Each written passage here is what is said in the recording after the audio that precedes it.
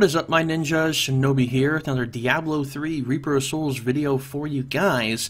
And today we are continuing the series covering all the classes and everything, doing collaborations with fellow YouTubers and streamers and friends to bring you guys a lot of information about these classes. And today we have a very special guest by the name of Quin69. How's it going, man? Pretty good, man. Pretty good. Really nervous for this interview, but let's do it. Nothing to be nervous about here, man. It's all good. So, Quin, a little bit of background information about him.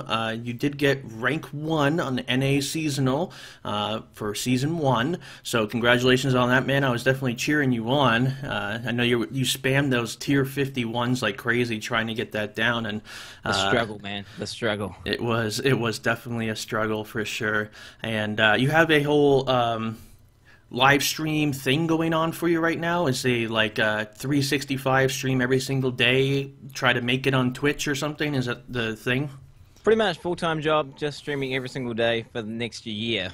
Yeah, this is his Twitch channel right here. You can see the sheeps going crazy in the chat right now. People checking their sheeps. Yeah, and then we also have his YouTube channel right here. So you can subscribe here, go and follow his stuff. All the links for everything we're going to talk about, as well as his YouTube and Twitch, will be down in the description below. And if you have any more questions for him or want to get to know him a little bit better, just drop by and say hi and show some support. He definitely knows what he's doing, and great source of information for you guys. So let's go ahead and get into the video here, staying with the same kind of format as we've been doing, however slightly different this time. So first off, I told Quin that I wanted to get some different builds and everything set up. We're going to have some builds for like the end game, what's going to be looking like. We're going to be talking about Season 2, how it's going to be impacting the monk, and we're going to be talking about this starter build first off the bat. When you hit level 70, what do you do? So this is the build right here. We're going to go over it. I'm going to scroll my mouse over everything and go ahead and explain how this all works, what's the build, what's the requirements, everything like that. So basically the first build is the starter monk build. There's no gear requirements whatsoever, like literally zero gear. It's designed for when you just hit 70, have full yellows, and trying to get you started. It's really basic setup. Runs with Pillar of the Ancients. It's just a really meaty skill, and Shock and Grasp. That's how you do damage. The build is based around you putting up Shock and Grasp. You just go around putting EP on everything, and then you have a lot of passive regeneration. So you never actually have to generate spirit other than from your talents and from your passive regen. And that's pretty much it. Yeah, you just use Epiphany like whenever you're fighting a Rift Guardian, dash to get around. But otherwise, it's pretty basic gameplay. Yeah, definitely. Epiphany with Insight is very great to have. It allows you, getting those resources are such a strong thing for a newly geared character, someone that just hit level 70, because you don't have the high damage output that you would later on down the line. So having some of these resource regenerators like this allow you to pump out more damage than you normally would, given the fact that you have lesser gear. Like you can literally only wear rare gear, use a rare weapon or whatever, but you may have some better gear along the way. So let's actually go over some of these items here that you had listed, some options, because you are going to get some crafting plans in the beginning. So hopefully you get some of these here. So the idea here is to go with the you want to go with the 2-piece Augils. Yeah, well, Augils is all around one of the best sets in the game. There's no questions asked. Augils is just amazing, and you can use it. And the reason I've got Augils in here is because you can use it in so many builds. You can crafting a good Augil set, it's going to set you up for the end game for sure. Like if you were to happen to craft, I mean, the chance say it's just going to be trash, but you could craft an amazing piece, which you could be using right until the end game. And it could be ancient as well. Yeah, and you also have the Captain Crimsons here to get some of that cooldown reduction. So yeah, that's what you're going to be shooting for right off the bat. And one of the first priorities for you would be farming Act 1 to get the Ring of Royal Grandeur to kind of link all these things up together, right? Yeah, pretty much the main thing you want to do for the starter build. Really, you don't need any gear whatsoever, but what you want to be gambling for or aiming for first is your Samwuku set. So you want your Samwuku crown, your Samwuku shoulders, and your Samwuku gloves. Yeah, your gloves. There you go. There you go. Obviously, don't try and gamble for the necklace, because chances of you actually gambling the necklace is very, very low. But yeah, and then also farming the Ring of Royal Grandeur. So you can either farm that first or farm it last. So you can farm 3 pieces, then farm the Ring of Royal, or you can do it the other way around. Doesn't really matter.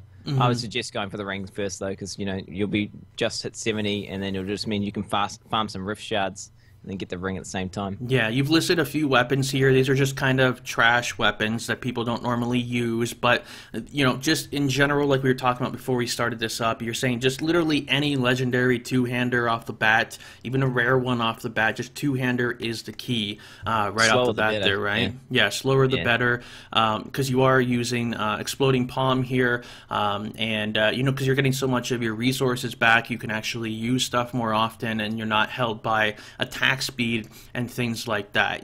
That's what usually you want to have faster weapons and more attack speed if you want to be obviously attacking quicker. So yeah, so right here it's all about the Exploding Palms. Literally throw that on everything, and yeah, that's it. And you can literally use rare gear. Just make sure you get the right stat priorities and everything. We don't have the stat priorities listed here, but because it would take way too long, try and focus, would you say, mainly on just dexterity, vitality, cooldown reduction, crit chance, crit damage, and obviously getting your sockets and everything, right? Yeah, so that's just pretty much just sockets, crit, and dexterity. That's all you need to know. Everything just right that off can the bat. have crit on it. Everything that can have sockets, so 3 sockets in chest, 2 sockets in pants, and then a cooldown reduction gem in your helmet. Other than that, yeah, you're pretty much good to go. Awesome. Let's go ahead and move into the next one right here, and we have the torch build. Now, the torch we're talking about in question is the Intense Torch of the Grand Temple. Could you make that name any longer? So that is what we're talking about here, and it's this item that is required. It is one of your best in slots, right? There's 3 weapons for all these builds that we're going to talk about that are the priorities. So we have the torch, and what are the other 2 that we have for these builds? So for the torch build, it's just you can use a torch or a furnace or a Shaper's Hammer. But for the 3 main weapons for the 3 builds, so the 3 weapons that you're going to be looking to find are torch and furnace, and then the Fist of Az. Those are the 3, really game-changing weapons that'll decide on what spec or you're going to play. Yeah, Fist of Az, relying on the Exploding Palm on death explosion and damage increased by 70 to 100%. So if you were to find that quickly with the starter build, oh man, you're just flying. So yeah, that would help you right there. These weapons, yeah, if you were to get like an ancient version of any of those 3 weapons that we just listed, that'd be just game changing. That's pretty much what you should choose. Like when you're trying to decide what spec you want to go, just let the items that drop decide that. Probably weapons, because weapons are the hardest items to find. So yeah, and they make the biggest impact on your builds and specs. So yeah, definitely. So talk about the torch setup here. We have Wave of Light, Pillar of the Ancients. This is the new lightning one, right? Yeah, Wave of Light, Pillar of the Ancients is literally the hardest hitting skill we have in the game. If you ignore Exploding Palm, the hardest spammable skill, should I say. So it costs 75 spirit, it does 635 initially, and then it does 785 over 3 seconds after that. And that's multiplied by 5. Yeah, and that's in an AoE too, so you're going to hit everything around it. Oh, it's just it's crazy. It's not. I've played with the monk a lot lately, and like it's nuts. Trust me. You guys will see with the gameplay. On top of that, torch reducing that by it reduces the spirit cost by up to 50%, and then that multiplies with all your other RCR, and you can get. I was doing some spreadsheets, and you can get up to 500% efficiency with this ability. It's just ridiculous how with a torch what you can do. And then the whole build really just relies on. It's quite similar to the starting build in the fact that you don't have any generators. The entire build is just you use Mystic Ally, Air Ally for Spirit Regen. Epiphany, Desert Shroud. This is for Greaterist, obviously. So Desert Shroud is integral to stay alive. You pretty much won't be able to fight certain rare packs unless you have Desert Shroud up. Sweeping Wind in a Storm, another 8 Spirit Regen per second. You don't care about Sweeping Wind damage. That's insignificant. It's just for the Spirit Regen. Yeah. Shocking Grasp. You can switch Shocking Grasp out for Inner Sanctuary. That's the other option. But yeah, Shocking Grasp is, Exploding Palm is for when you've got a lot of trash around. You put up a few EPs and, 2,700 damage, and it spreads to 2 targets every time you press it. Yeah, it's very useful, definitely. Yeah, and that's multiplied by some Wukus again, so it's just ludicrous damage when you've got a lot of density. And then Dashing Strike is purely for survivability and mobility. And then yeah, the passives are just Exalted Soul, Sixth Sense, Beacon of Yita, and Harmony. And they're mainly the cooldown reduction is for damage and survivability. Harmony is mandatory to stay alive. Sixth Sense is pretty mandatory to stay alive as well. And the higher graders, you can if you were hardcore, you could also get rid of Exalted Soul and put on the cheat death near death experience. Yeah, and then now because you are using Harmony, you won't need to really focus too much on using Resistance on your gear. You can focus away from that and maybe putting Resistance in the secondary as a secondary stat for you to make up for it because you have Harmony, right? So you can focus more on cooldown reduction and those other things. Yeah, it's a complete it's your priority on every single piece of gear. You should have secondary resist, unless it's like the Inner's belt or the Sambuku shoulders. They by default roll with Aura Assist, which is unfortunate because you would rather have secondary, but it's actually impossible to get secondary. But otherwise, you should have no excuse. Every single item should have secondary, and if you've got if your characters itemized correctly, you should be naturally sitting at 1,000 plus Aura Assist. Without even doing anything to your character, just from Harmony alone. It's just ludicrous the amount of value you get out of that skill. Yeah, it used to be much better back in the day, too, and they nerfed it. Do you remember that? Oh, yeah, one with everything was just completely broken. I mean, it was horrible because you had to itemize one secondary resist, so you had to stack either lightning resist or fire resist or whatever, and it would just go off that number alone, which was it was OP, but it was really hard to kind of itemize. Right now, I think it's better how it is now. Slightly less overpowered and slightly less annoying to gear up. Yeah, definitely. And yeah, so this build is definitely very, very strong.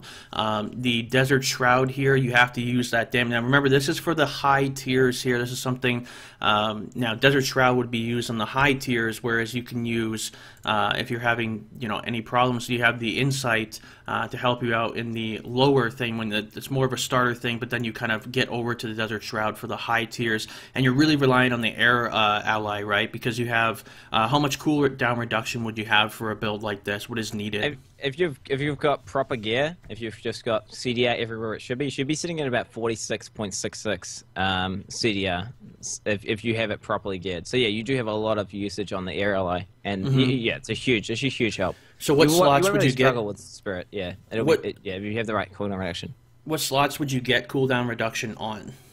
CDR on the gloves, the shoulders, and then you just have the Beacon of Yita talent, and then you have Paragon points. There you go. There you go, man.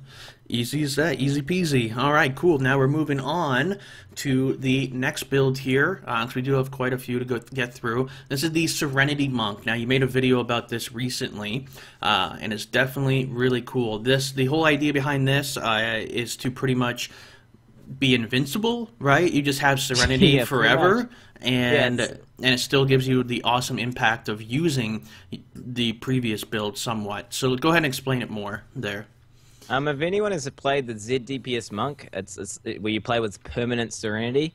Well, what this is with the news 2.12 changes, Sambuku set was buffed to the point that you can actually stack cooldown reduction on every single slot and item and still have enough damage to kind of clear really high content. This is potentially the strongest build, or very competitive with the other two builds. It's really hard to say, because all three of these builds are capable, we're going to go over, all three of them are capable of doing like a G50 plus. But yeah, so all it is just you have a crap load of cooldown reduction, you're permanently immune to damage, you have permanent Epiphany Insight, which is 45 spirit per second, so you have infinite spirit, you're immortal, and then you pretty much just run around spamming Exploding Palm and everything and just dropping pillars. It's almost the same skill setup, but it's completely different gameplay, because the other monk, you're kind of running around trying to survive. You have a lot of damage, but it's hard to use it because you're constantly dying. Whereas with this spec here, it's all about trying to aggro as many packs and as many monsters as possible, trying to get the densest possible rift, aggro them all, and just go absolutely nuts with your Exploding Palm. Yeah, and this one actually is a dual-wielding one, whereas the other ones we saw are two-hand ones, because you do get that Borns. That's how you kind of make up the two-piece for the Borns there, right? The only reason we do dual-wielding is because of the fact that you get, so because you're using one-handers, you obviously get 10% CDR for each one-hander, so you get, by default, you get an extra 10% CDR, and then you also can complete the Born set, which you wouldn't be able to do otherwise, and you can get another, so you get basically 20% more CDR. which allows you to you have about 350 milliseconds of overlap with 15 Goroka swiftness stacks. So yeah, so you have like a little bit of overlap on your Serenity. Yeah, and you have the Fist of Az as well, so that's just, it's huge. And you wrote down here that Sunkeeper would be a good thing that gets you going for a little while, but in the end, you're going to want these two right here, the Borns and the Fist, right? So yeah, it's ideal. okay. Ideal. Sunkeeper or Wonkim are both. Wonkim Lao, that's the other weapon you can use. But in saying that, the Fist of Az is just the mechanic doubles the damage of your exploding palm damage, the explosion. So it's game changing. You know, it's completely different. It's really so the boss. It's kind of gimmicky in the fact that you have to fish a lot, so you can clear any rift in the game easily, but you have to fish for pretty much Saxtress or Stoneslinger. Otherwise, you're going to fail because your single target damage is so like horrendous that you're never going to kill the boss. It's a lot of fishing is required, but in saying that, it's not a very frustrating build to play, and this really is quite overpowered. If you get in the right circumstances, it's really overpowered. And that's with getting Stoneslinger with a power pylon, right? So, or is that, or would you say Not that necessary. if Not you had a necessary. power pylon, you could actually take down the rest of the Rift Guardians or the majority of them? If you had a power pylon, it would help, but the thing is, like, you know, increasing your damage for 30 seconds versus, like, you know, having a boss which is half that. Because remember, this if you don't get Stoneslinger and if you don't get Saxtress, the bosses are going to take easily over 10 minutes. So that means you have to clear the rift within 5 minutes, which you can do with the spec. I've had clear times, you know, I had it like G52 with this build where I almost cleared it in 5 minutes. But then if you get a crap boss, it can, you know, certain bosses like Zoltan Kuli could take you literally 15 minutes to kill. But that's why it's called. That's why it's just all about the luck of the draw. It's like a fishing build. But exactly. The best, you know, we don't care about it. It's about the best case scenario, you know. Let's talk about the final spec here, and that is the Season 2 Furnace setup. Now, the reason why Season 2 is because we have a new addition to the game, and probably the best item that's been introduced for Seasonal, and we have the Gundu or Gundo Gear Bracer. Tell me a little bit how that's going to impact the Monk. Oh, Gundo Gear is completely game-changing. What this is going to do is, you know, so the way that Gundo Gear works is when your exploding palm explodes, it also spreads exploding palm, and then those exploding palms can also spread exploding palm. So it's like a chain reaction where if you have, if you look at the cold rune and Penning Doom, you know, that's 6,305% weapon damage, and that's multiplied by Sanwoku set. And that spreads. So when all you have to do with Gundo Gears is pretty much use like with the Furnace. It's the slowest mace in the game. Huge damage range, huge elite damage.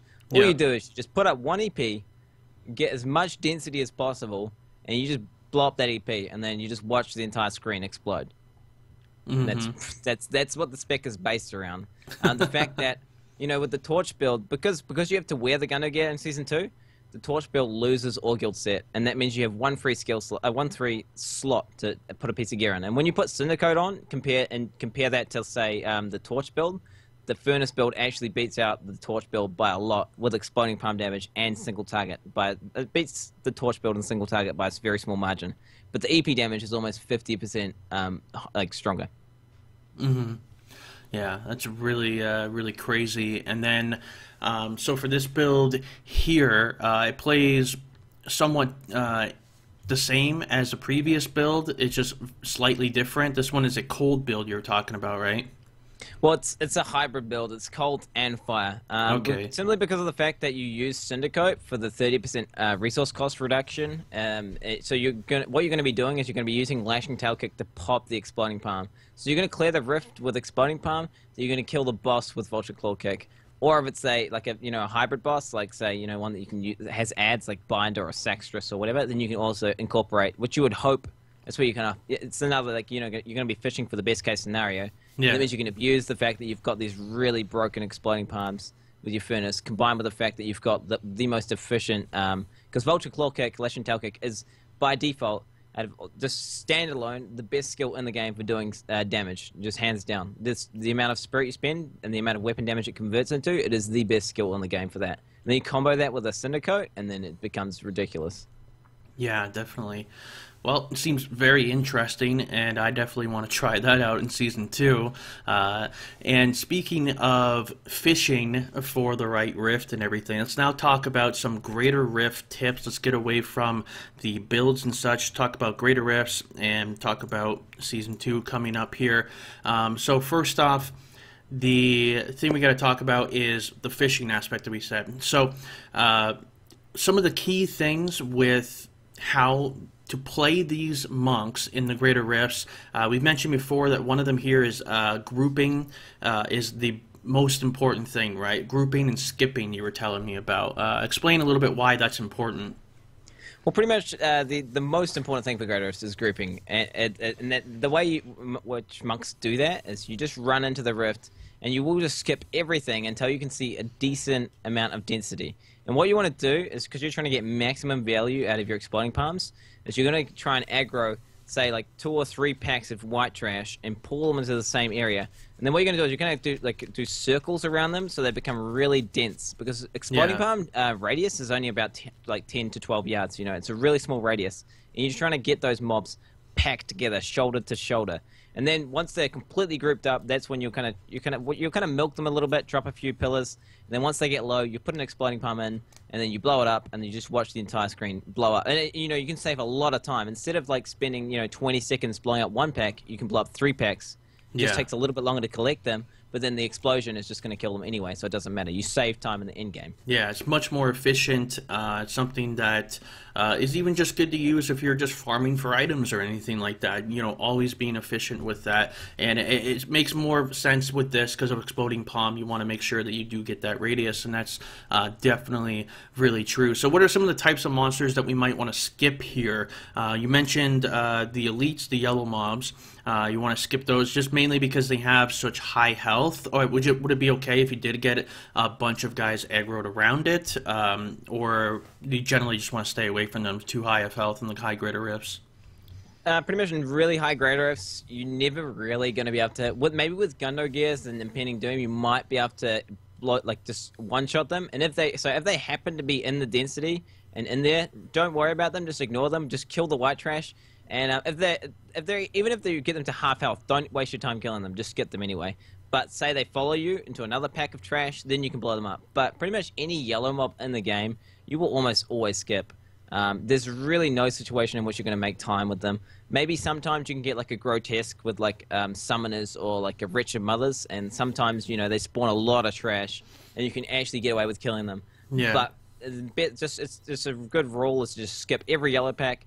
Skip every single blue pack that's ranged. Anything that's going to kite away from you and spread out rather than come together. Because, we're trying to get them dense as possible. And if it's like a summoner pack or like a range pack, which naturally wants to kite away from you, that's obviously not going to be... You're never going to get a clean exploding palm off, and you're never going to be able to kill them. So you're better off just to ignore them and skip and just move on. You're going to save more time skipping than you will actually sitting there killing them. Exactly.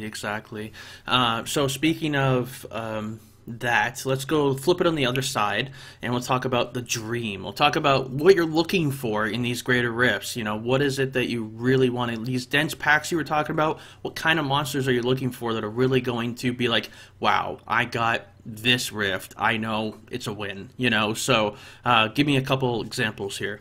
The absolute dream rift, the absolute best case scenario would be Goatmen. They're very similar to red zombies. They have really high base health, and they come in really great density. So they're little goat melee guys with axes, and then they'll come with impalers. They'll come with a range mob, and then they'll come with unburied. And unburied are these really kind of slow-moving, huge. They look like Manglemore, if you know what Manglemore is. Yeah, they look like the big hulking guys. They had you remember that back in PTR, the big hulking whatever they call it. They actually used to give a lot of progression, and they nerfed that. They look very similar to that. If maybe I'll put a picture up on the screen or something. But yeah, those ones are strong. What are some other ones there?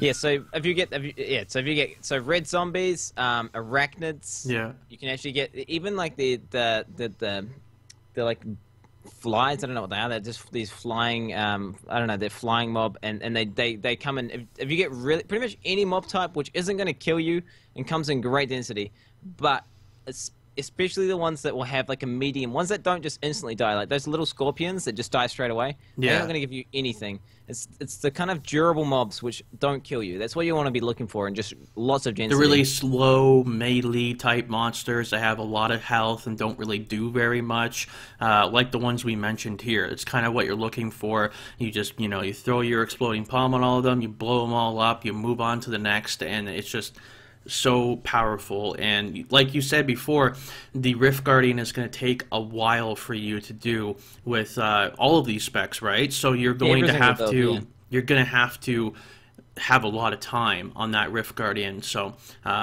making sure that you try to spend time killing quality monsters instead of just killing anything that's in front of you. That is the key, right? No, definitely, man, definitely. And yeah, Rift Guardian RNG is huge, especially when you're pushing your character to the absolute limits.